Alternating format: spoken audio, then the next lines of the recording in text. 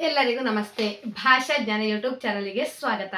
Today's video I am going to teach like spoken Kannada 21st video number 21st. Okay, previous videos you can check my playlist. Let's start.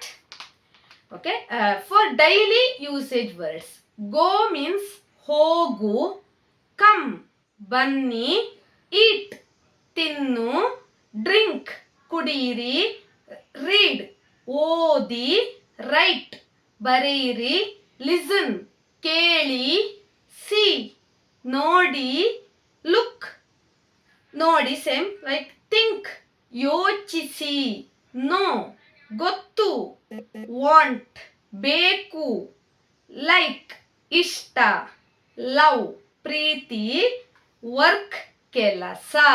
Okay, daily usage words. For previous videos, you can check my playlist and scroll down. Spoken Kannada category you can choose and learn for other conversations. Yes. Thank you for watching. Subscribe my channel. Comment please. Thank you for watching.